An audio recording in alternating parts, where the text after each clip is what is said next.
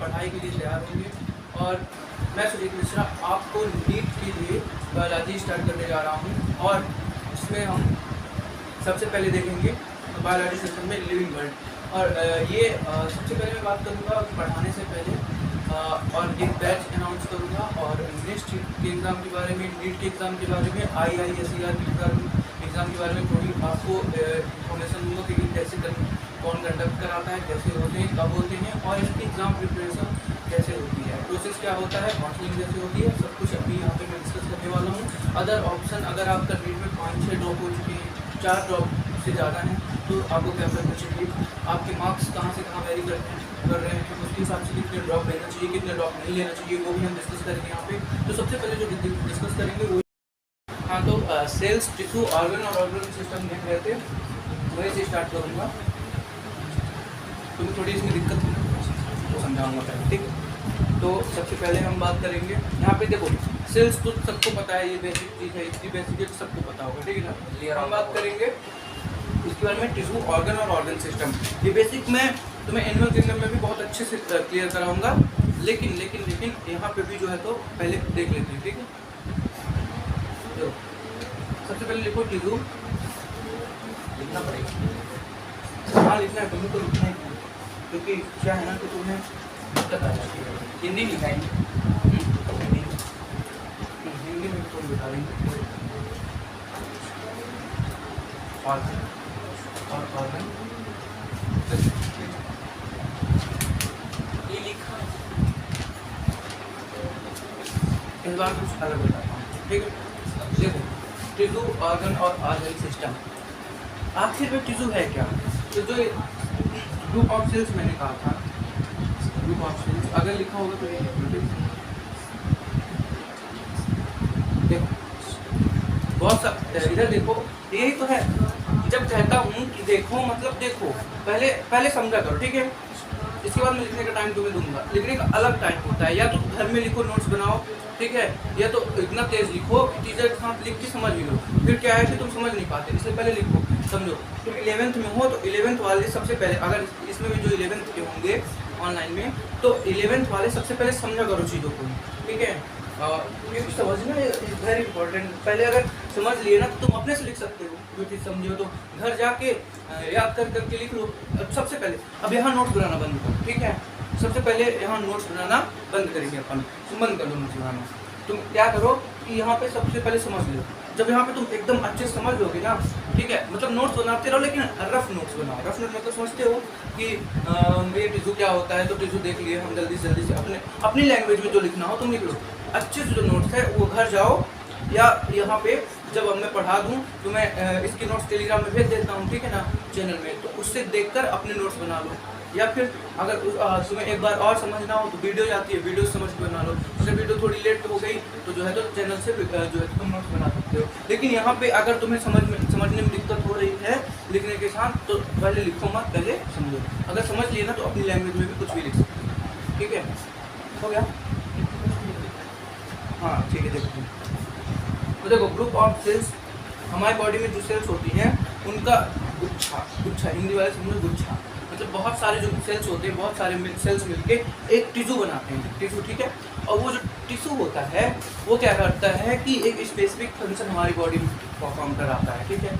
कहीं पे टिश्यू है वहाँ पे न्यूट्रिएंट्स जाएगा, ब्लड का सर्कुलेशन होगा, ट्रांसपोर्टेशन होगा, वो फिर जूलॉजी में हर चीज़ पढ़ेंगे। लेकिन जितने टिश्यू होते हैं वो ऑर्गेनाइज्ड वे में, मतलब एक अच्छे वे में, ऑर्गेनाइज्ड फैशन में किसी भी स्पेसिफिक फंक्शन को कंडक्ट करते हैं, ठीक। ये समझ में आ गया।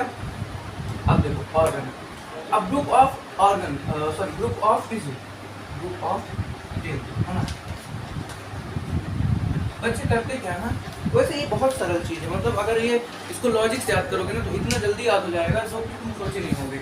अब देखो group of tissue, group of tissue organ होता है, जितने भी हमारे टिश्यू हैं जो स्पेसिफिक मतलब जितना भी स्पेसिफिक फंक्शन परफॉर्म कर रहे हैं, ठीक है ना, ऑर्गेनाइज वे में, जो ऑर्गेनाइज वे में स्पेसिफिक फंक्शन परफॉर्म करते हैं, ठीक है, और ऑर्गन्स को लेकर करते हैं। ऑर्गन क्या क्या होते हैं हमारी बॉडी में, एग्जांपल दो जल्दी बताओ एग्जांपल। ऑर्गन, हाँ हमारे बॉडी में नोज, ईयर, नोज, ये ऑर्गन, हाँ, और स्टमक, और बता रहा हूँ, स्टोमक, हैंड, हार्ट, किडनी, ठीक है। तो ये जितने सारे मिल के ऑर्गन है ना, एक कौन फंक्शन करते हैं। मान लो हार्ट हो गया, किडनी हो गई और स्टोमक हो गया। सबसे अच्छे एग्जाम्पल देख लो ना, स्टोमक, यहाँ से हमारी फूड जो होता है, जैसे मैंने भी कुछ भी खाया, ठीक है, पानी पिया, कुछ भी खाया, यहाँ से गया सबसे पहले स्टोमक, देन पेनक्रियास, देन और नीचे होते हुए वो जो है उसकी जो डाइजेशन की प्रोसेस होगी, उसमें अब देखो एक फंक्शन हो गया, फंक्शन आ जाओ यहाँ पे, आ जाओ। फंक्शन क्या है? डाइजेशन। इसको लिख दो, फंक्शन क्या है? डाइजेशन। और ये हम एनिमल टिश्यू में जा रहे हैं थोड़ी थोड़ी, बट हम थोड़ी बता देंगे कि तुम्हें वो है डाउट है। मान लो डाइजेशन का फंक्शन कराना है, ठीक है ना, तो इसमें कई सारे ऑर्गन, स्टोमक, ठीक है, तुम खा रहे हो वहाँ से माउथ, ठीक है, माउथ, तुम जो है तो स्मॉल इंटेस्टाइन, लार्ज इंटेस्टाइन, बहुत सारी चीज़ें जो डाइजेशन में हेल्प करेंगी वो ऑर्गन हो गई। और एक 30 सिस्टम्स हैं ये, जैसे कि हमने क्या क्या बताया, स्टोमक, ठीक है, फिर यहाँ से जाता है तो फूड पाइप हो गई, फूड पाइप है ना, और फिर ये सेलेब्री, मतलब यहाँ से सलाइवा भी हेल्प करता है, तो सेलेब्री है, स्मॉल इंटेस्टाइन, लार्ज इंटेस्टाइन, ठीक है। ये जितनी भी सारी चीज़ें हैं ना, ये एक सिस्टम बन के ऑर्गन सिस्टम, ये ऑर्गन्स के एक ऑर्गन अलग अलग ऑर्गन जो है अलग अलग होकर फंक्शन परफॉर्म कर रहे हैं, ठीक है ना। सेलेब्री ग्लैंड का फंक्शन क्या है? जब खाना मुंह में जा रहा है तो उसको स्लाइवेशन कराना, ठीक है। स्लाइवेशन होने के बाद फूड पाइप क्या करती है? नीचे ले जाती है खाने को, उसका अलग फंक्शन। इसके बाद जो है तो स्टोमक में जाएगा, उसका HCl निकलेगा, उसका डाइजेशन होगा वगैरह वगैरह, बहुत लंबी प्रोसेस है, मैं शॉर्ट उसको जल्दी जल्दी बताऊंगा, ठीक है। सबसे पहले फिर स्टोमक में जाएगा, देन पेनक्रियास में जाएगा, देन स्मॉल इंटेस्टाइन में जाएगा, देन लार्ज इंटेस्टाइन में जाएगा, इसके बाद रेक्टम में जाएगा, इसके बाद आउटसाइड द बॉडी जाएगा स्केलेटल सिस्टम में, ठीक है ना। तो ये जितने भी हो गए, ये स्पेसिफिक फंक्शन अलग अलग जगह पर ये परफॉर्म करेंगे। जैसे स्टोमक हो गया, जितने भी हमारे ऑर्गन हैं, इन पूरे सिस्टम को क्या कहते हैं? डाइजेस्टिव सिस्टम, ठीक है। ये जितने ऑर्गन काम कर रहे हैं इसमें, ये एक ऑर्गन सिस्टम परफॉर्म करते हैं। बहुत सारे ऑर्गन मिलकर ऑर्गन सिस्टम बना है, उस ऑर्गन सिस्टम में कौन सा फंक्शन परफॉर्म हो रहा है? डाइजेशन का, digestive system. This is called the real example meaning of tissue organ system, ठीक है। अब समझ में आया? अब इससे डिटेल कोई जान नहीं सकता, लेकिन कोई भी नहीं, कोई मास्टर नहीं कर सकता, ठीक है। ये एनिमल टिश्यू में कौन सा कनेक्ट करके मैंने चीज़ बताई। एनिमल टिश्यू जब मैं फोटो में पढ़ाऊंगा तो ये सारी चीज़ें मैं कनेक्ट करूँगा तुम्हें, और ठीक है। अब जल्दी जल्दी करो, जल्दी। एनिमल टिश्यू में भी और वो रिस्पायरेशन में भी, ठीक है। रिस्पायरेशन एनिमल, जल्दी लिखो इसको अपने लैंग्वेज में, है ना। और बाकी स्क्रीन शॉट तो ये लोग लिखिए। हाँ, तुम बताओ क्या अपनी प्रॉब्लम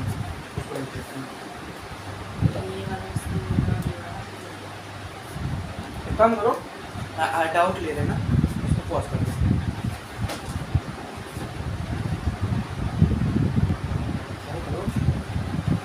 तो ये हो चुका है। अब बायोलॉजिकल हायरार्की टॉपिक जाते हैं। बायोलॉजिकल हायरार्की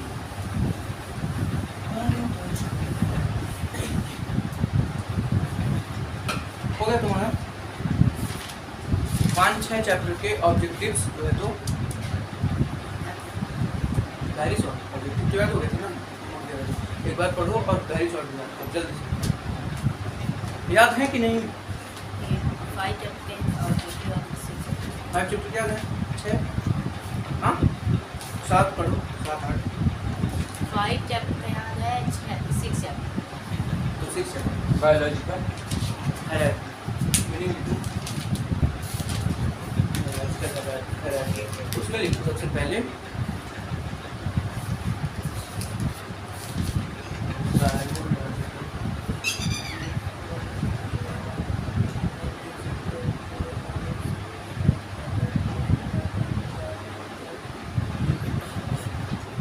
आर एक बार इसकी मीनिंग देख लेना ना, उसमें HI देख लेता हूँ तो भी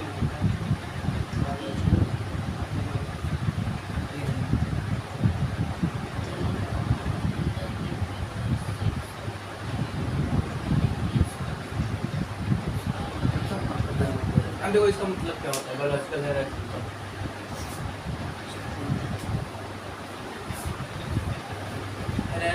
हम एक तरीके से अरेंजमेंट समझ सकते हैं, ठीक। और बायोलॉजिकल तुम्हें पता ही है,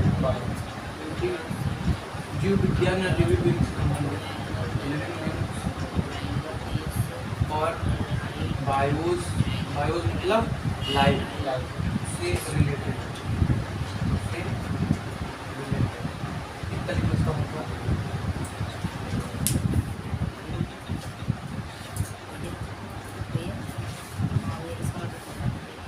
इसका मतलब हमने गिवन फिगर, अरे देखो जो फिगर है ना,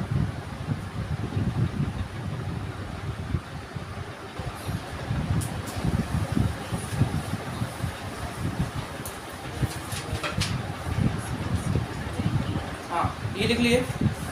अब आगे चलते हैं और लिखते हैं कुछ मॉलिक्यूलर कॉन्स्टिट्यूएंट्स क्या होते हैं, उनके हेडिंग डाल, cell organelle and molecular constituents.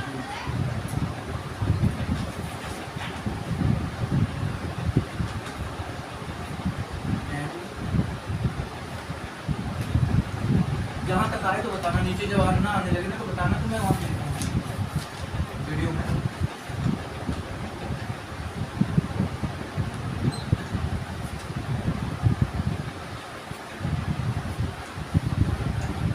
Cell organelle और मॉलिक्यूलर कॉन्स्टिट्यूएंट्स क्या होते हैं वो लिखना।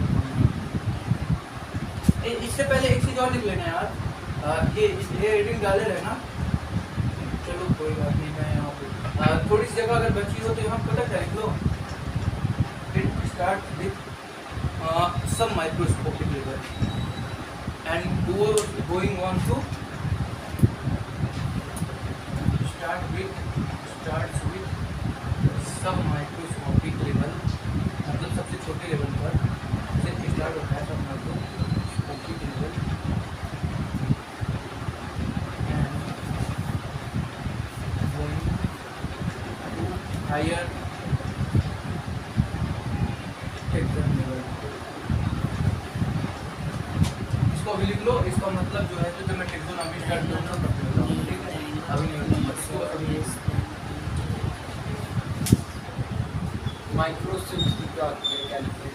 हाँ माइक्रोसिप्स हाँ, सब microscopic level LEVEL level and going to higher texture level, ठीक है।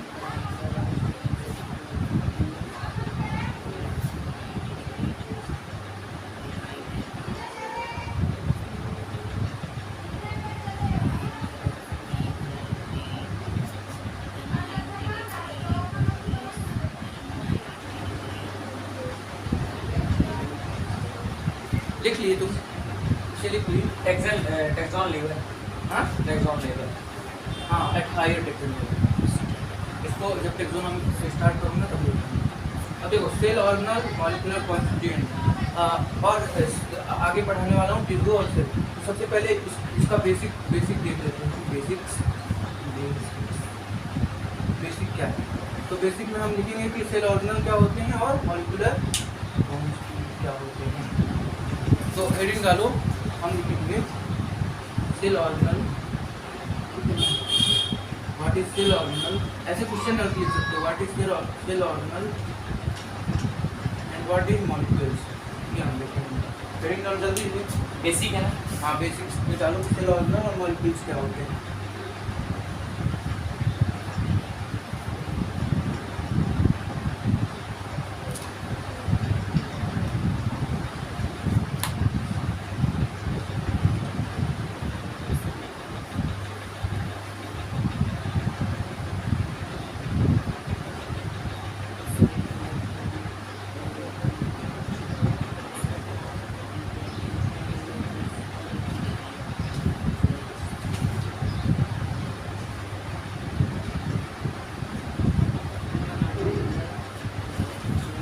देखिए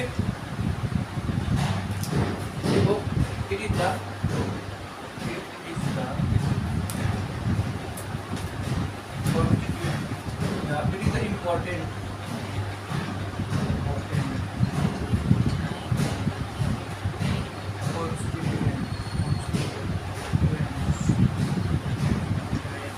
important constituents of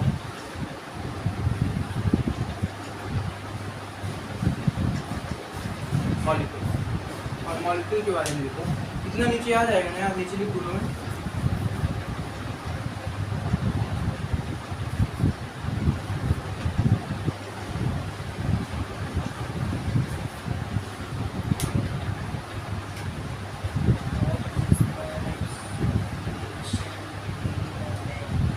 ये हिंदी बताएंगे इसकी सेल और लिख दो, बताओ लिख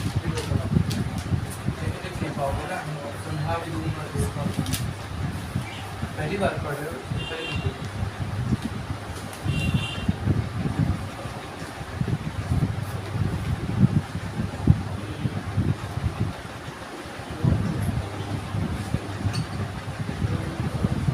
इधर ये आ रहा है ना मतलब, हाँ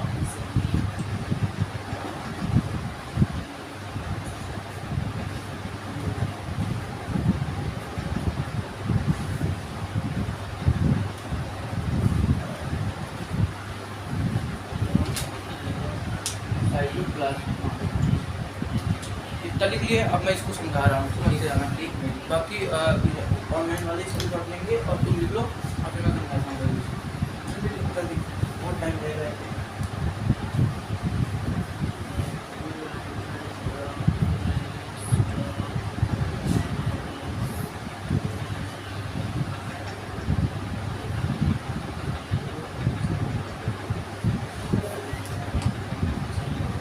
ऑर्गेनेल एंड सिम्टम। कहाँ क्या किताब बताओ तो, कौन सा लाइन? लास्ट लाइन की लास्ट नीचे नीचे सबसे नीचे साइटोप्लाज्म। साइटोप्लाज्म। अभी बहुत सारे ऐसे ही वर्ड्स तुम्हें याद करने होंगे जो पूरा 11th पढ़ लोगे ना तुम, थोड़ी बार पढ़ लोगे, जैसे चैप्टर पढ़ते जाओगे वैसा वैसा कुछ उसका वर्ड मीनिंग का याद हो जाएगा। वर्ड मीनिंग तुम जी क्या चल रहा है तुम्हारा? ग्रुप याद हो गए?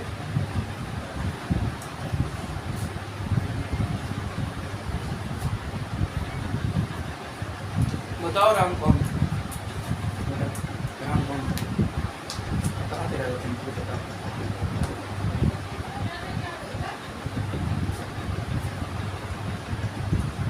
कितना भी पढ़ लो, कितना भी समझ लो, यही नहीं पता है राम कौन थे।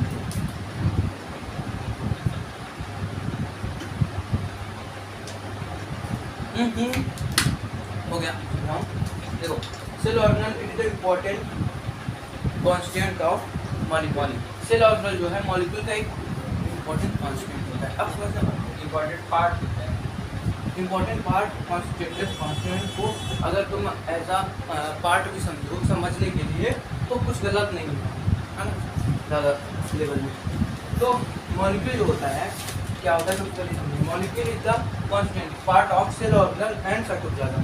जो हमारा साइटोप्लाज्म होता है और जो सेल ऑर्गेनल्स होते हैं बॉडी में, बॉडी में सेल ऑर्गेनल्स कैसे होते हैं? सेल्स के बारे में तो समझ गए, सेल ऑर्गेनल क्या होते हैं? तुमने सुना है हमारे बहुत सारे बॉडी लेयर्स होते हैं, उसमें ब्लड्स होते हैं, टिश्यू, प्लाज्मा, है ना, बहुत सारी चीज़ें, WBC, RBC, ठीक है। तो उससे जो है तो सेल ऑर्गेनल का फॉर्मेशन होता है। ये जूलॉजी में जब हम एनिमल फिजियो पढ़ेंगे तब हम सेल ऑर्गेनल की अच्छे से डिस्कस करेंगे, सेल ऑर्गेनल और साइटोप्लाज्म का क्या रोल है। और सेल वाला जो चैप्टर है ना बॉटनी का, उसमें भी इसको हम पढ़ेंगे डिटेल में, ठीक है। सेल ऑर्गेनल बेसिक समझ लेंगे हम कि ये बनता किससे है। जो तो blood, in the blood plasma और WBC, RBC, ठीक है। और साइटोप्लाज्म ये एक ऐसी जगह है जहाँ ये सारी चीज़ें मौजूद होती हैं।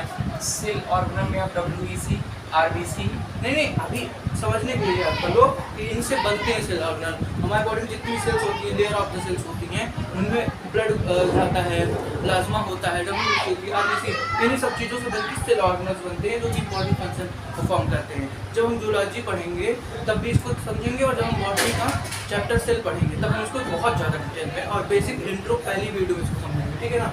सबसे पहले तो इतना समझ लो। और ये सेल ऑर्गेनल क्या है, मॉलिक्यूल दोनों समझ के आगे चलते हैं। जैसे इसको लिख लिया ना, मिटा रहा हूँ। साइटोप्लाज्म को क्या बताया है? साइटोप्लाज्म, अरे साइटोप्लाज्म ये सब बॉडी की एक ऐसी जगह होती है, ये भी सेल चैप्टर में पढ़ोगे साइटोप्लाज्म भी, कि सेलुलर एक्टिविटी का जितनी भी हमारी एक्टिविटी होती है, जितने भी काम होते हैं, राइबोसोम हो गया, राइबोसोम का नाम सुनो ना, वो प्रोटीन फैक्ट्री राइबोसोम हो गया, और भी जितनी सारी चीज़ें हैं कोशिका मतलब वो जो पहले हम जो बोल रहे हैं पहले वो समझ लो। फिर यूकैरियोटिक सेल्स होती हैं जो हमारे, उनके अंदर जो जो होते हैं, जैसे तुम प्लांट सेल एनिमल सेल पढ़े होगे 10th में ना। एनिमल सेल्स में कितनी सारी चीज़ें होती हैं, उसमें डायग्राम जब तुम पढ़ते रहोगे तो उसमें कितनी सारी राइबोसोम्स हो गए, माइटोकॉन्ड्रिया हो गया, लाइसोसोम हो गया, गोल्गी बॉडी हो गई, ये जितनी भी सारी चीज़ें, और ये साइटोप्लाज्म। जब एक सेल में साइटोप्लाज्म जो है तो इसमें वाटर होता है, वाटर हो सकता है, फैटी सब्सटेंस हो सकते हैं, बहुत सारी चीज़ें हो सकती है। वैक्यूल जो होता है उसका क्या रोल होता है, ये सब सेल चैप्टर में हम पढ़ेंगे। ठीक है, आप मिनिमम में याद कर लो साइटोप्लाज्म। ठीक है, इतना डिटेल में मिनिमम में मत जाओ क्योंकि इसमें से एक ही क्वेश्चन आता है, मतलब इतना डिटेल बढ़िया। हाँ, फिर सेल चैप्टर जब पढ़ेंगे ना सब कुछ क्लियर होगा। लिविंग वर्ल्ड के बाद हम सेल ही स्टार्ट करने वाले हैं, तो तुम्हारे जितने डाउट हैं सब सेकंड। हाँ नहीं वो बायोलॉजिकल क्लासिफिकेशन वो सब वो होते हैं ना, उसके वो है सीक्वेंस है। पहले सेल पढ़ेंगे, फिर सेल के बाद हाँ सेल के बाद बायोलॉजिकल क्लासिफिकेशन में डायरेक्ट आएंगे, फिर प्लांट किंगडम पढ़ेंगे अपन।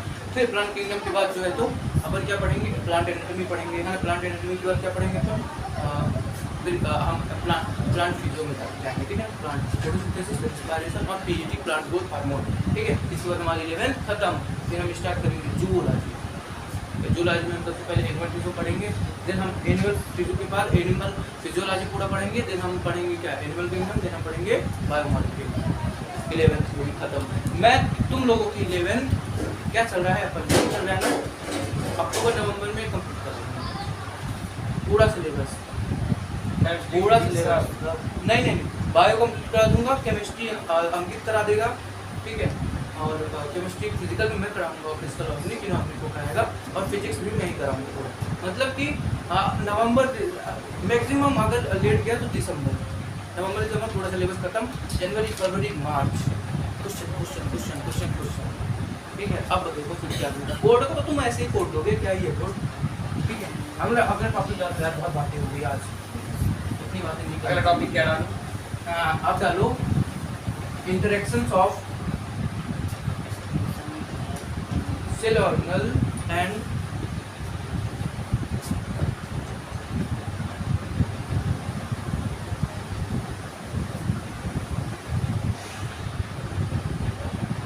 सेल ऑर्गेनल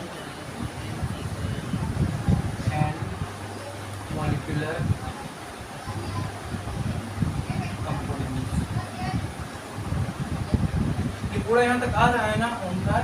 हाँ, आज जीत नहीं है ना, ये वाली चीज़ें स्टूडियो वाली थोड़ी होगी। हाँ, तुम कह रहा हूँ टूट जाओ, बता दूँगा, जब तक दूसरा पढ़ते रहो।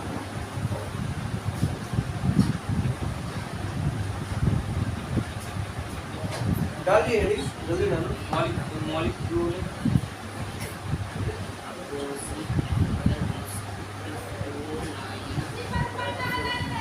अब देखो इसकी जो प्रॉपर्टी होती है सेल ऑर्गेनल की प्रॉपर्टीज, ठीक है, प्रॉपर्टीज ऑफ दिस, ठीक है, सेल ऑर्गेनल, ये जो है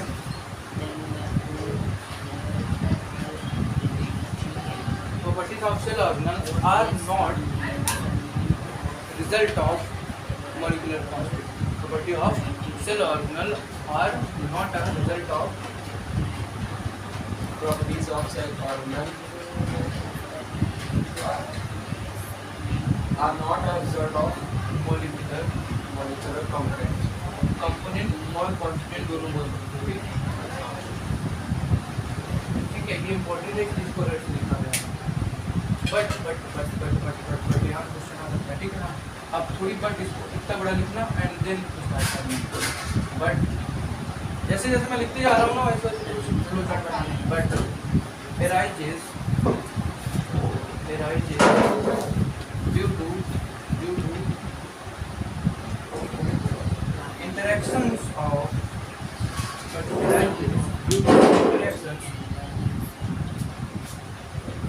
हो गया यहाँ पे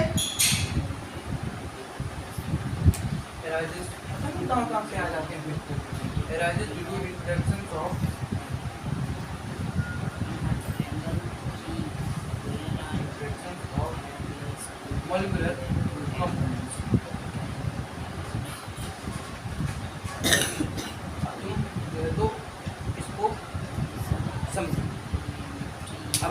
स्टार्ट करो और समझना भी स्टार्ट करो।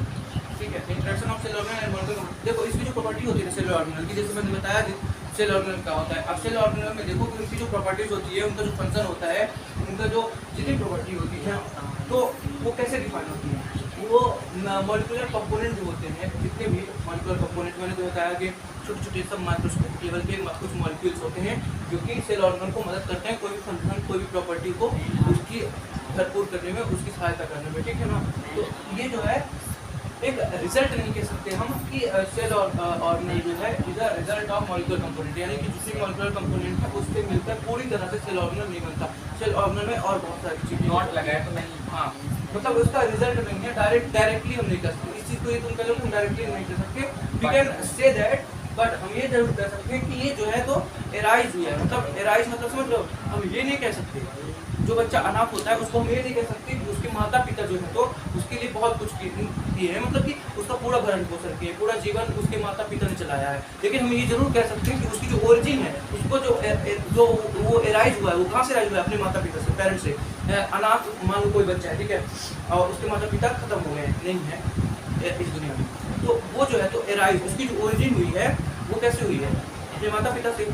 उसकी जो ओरिजिन हुई है सेल ऑर्गेनल की, वो मॉलिक्यूलर कंपोनेंट से हुई है। लेकिन हम ये जरूर नहीं कह सकते हैं, कई बार हम 100% श्योरिटी के साथ नहीं कह सकते कि it is result of molecular component. इसलिए हम नहीं कह सकते कि बच्चा जो है वो पूरा डिपेंडेंट है माता पिता पे, ये हम नहीं कह सकते। लेकिन हम ये जरूर कह सकते हैं कि बच्चे की जो ओरिजिन है वो माता पिता से है, अगर मान लो माता पिता नहीं है इस केस में। ठीक है, तो ये अब समझ आएगा इस एग्जाम्पल से एकदम क्लियर। अब इंटरेक्शन ऑफ, नीचे जगह है आएगी वीडियो में, देख लो हेडिंग वाला इंटरेक्शन ऑफ। हाँ अभी लिखे नहीं, लिखो ना, तब तक मैं दूसरा भी लिख लेता हूँ। इंटरेक्शन ऑफ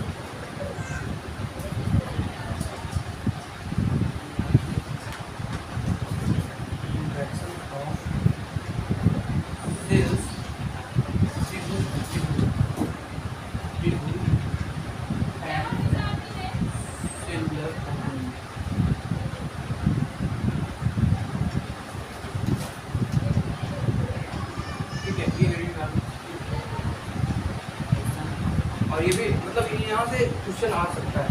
अभी तक नीट में नहीं आया, मॉक टेस्ट में आते हैं बहुत सारी कोचिंग्स के, अच्छी अच्छी कोचिंग के, है ना, जो विख्यात कोचिंग है हमारे यहाँ भारत में, जो बहुत ज़्यादा पैसा लेती हैं, तो उनके मॉक टेस्ट में आता है। मतलब समझ रहे हो कि कौन सी कोचिंग है, तो उनके मॉक टेस्ट में आता है। तो ये इसलिए रेड वाला रेड सही है क्योंकि इम्पॉर्टेंट है। ठीक है ना। हाँ, तो ये प्रॉपर्टीज देख लो, प्रॉपर्टीज ऑफ द रूट। बस एकदम देखो, मैं इस तरह करा दिया ना, अब तुम इसको अपने आप लिख के देखो। मैं पहले देखो तुम अपने आप समझ जाओगे मैं कहना क्या चाहता हूँ। प्रॉपर्टी ऑफ द रूट, अब ऐसे ही डाल के ऐसे यहाँ पे रेड कलर से लिखो, नॉट अ रिजल्ट ऑफ, यहाँ लिखोगे not a result of cellular components, और यहाँ पे बस डाल के क्या लिख लो, arises due to interaction of cellular components. क्या बात है, बस खत्म। ये अपने लिख लोगे और मैं इसके नोट्स भेज दूंगा। अगर मान लो गलती होती भी है लिखने में तो नोट्स को देख के देख सकते हो। चलो अगले टॉपिक में चलते हैं। अगला टॉपिक देखो, नोट्स को बताता हूँ।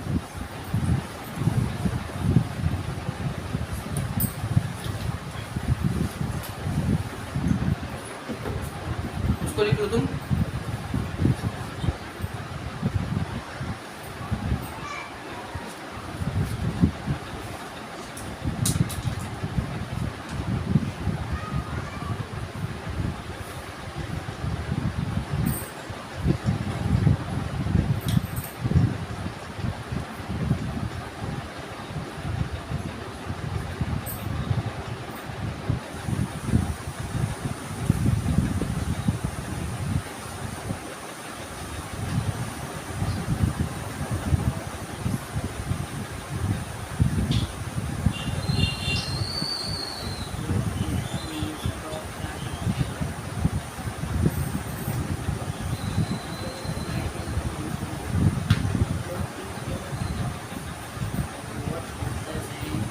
लिख ली ना, अगली हेडिंग डालो। अगली जो हेडिंग है हमारी वो ये है कि लिविंग बीइंग्स क्या होते हैं, लिविंग बीइंग्स क्या होते हैं। अच्छा, तुमसे कई बार तो लोग पूछते होंगे ना कि हम क्या हैं, किसी ने पूछा है तुमसे कि हम क्या हैं, Living बताओ कि ह्यूमंस क्या होते हैं। लिविंग बीइंग्स तो लिविंग बीइंग्स क्या होते हैं, जिनके अंदर जिनके अंदर जान होती है, जान होती है, जीव होता है, सांस लेते हैं, बस। तो ये तो जनरल में कोई बता देगा, बिना बायो वाला भी, बायो वाला कैसे बताएगा बोलिए। ठीक है, देखो दे आर सेल्फ रेप्लिकेटिंग, यानी कि वो अपने में self replicating and self organise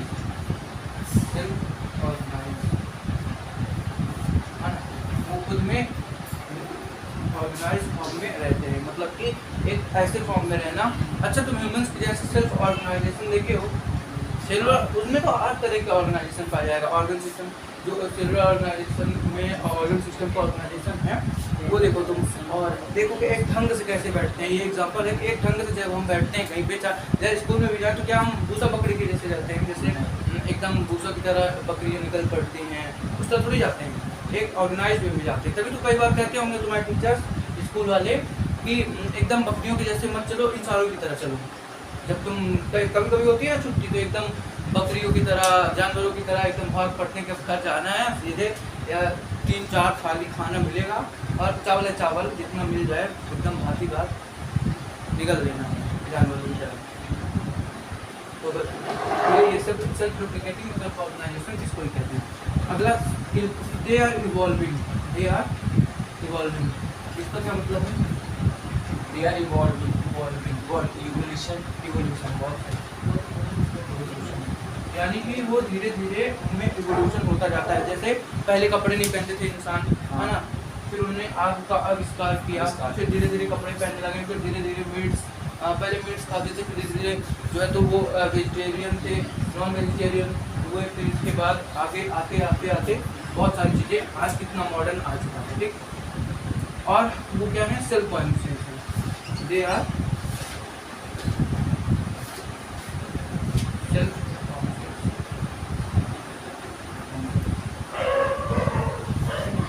self-conscious, and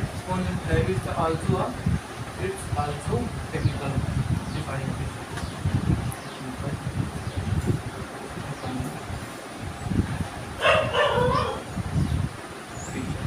ठीक है, अब हम बात करते हैं लास्ट में जो लिखे हैं आई सेल्फ ऑर्गेनिक है, वो सेल्फ ऑर्गेनिक नहीं है भाई, सेल्फ ऑर्गेनाइज बोला तो था, सेल्फ ऑर्गेनाइज। ओए अपनी नानी क्या मत देखो, उसको करो।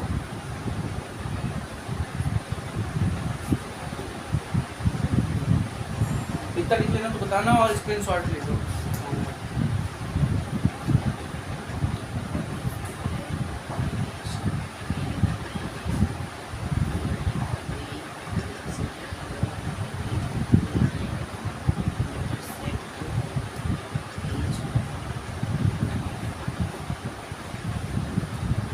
लास्ट ही चल रहा है टॉपिक का, नीचे आ जाएगा क्या मैं लिखूंगा तो एक चीज और आ जाएगा।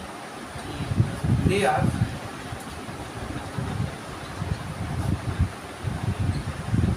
Self regulation, self regulation interaction, ये important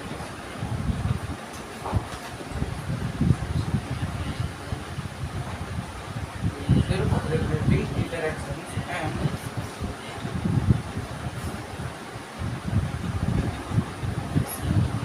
capable of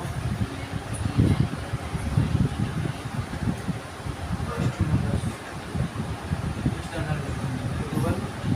it's also defining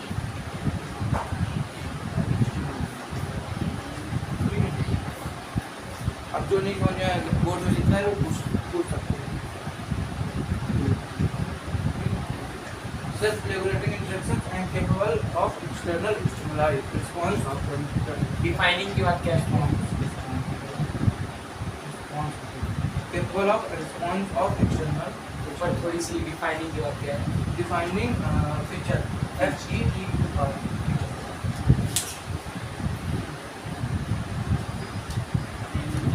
ये हो गया। अब हम एक लाइन लास्ट पढ़ेंगे, इसके बाद आज का जो क्लास है वो खत्म करेंगे। कि इसको लिख लो तो बता दो। हाँ बस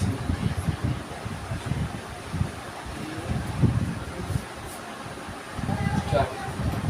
देखो कहीं ना कहीं पास्ट के अभी इन चीज़ों से तुम्हें एक चीज़ तो पता लग गई होगी कि जो पास्ट के लोग थे, जैसे मैंने आग की बात की, पहले हम जो है तो कपड़े नहीं पहनते थे, फिर हमने कपड़ा पहना, तो पास्ट प्रेजेंट फ्यूचर और फ्यूचर हमारा कहीं ना कहीं क्या है, लिंक है एक दूसरे से, मिलता जुलता है। मिलता जुलता है। पास्ट प्रेजेंट और फ्यूचर आर लिंक टुगेदर, है ना, कहीं मिलता जुलता है। अगर मिलता जुलता नहीं तो पास्ट प्रेजेंट और फ्यूचर होता ही नहीं, ठीक है ना। किसी भी इंसान का प्रेजेंट और फ्यूचर और पास्ट जरूर होगा, ठीक है। तो they are link together, they are link together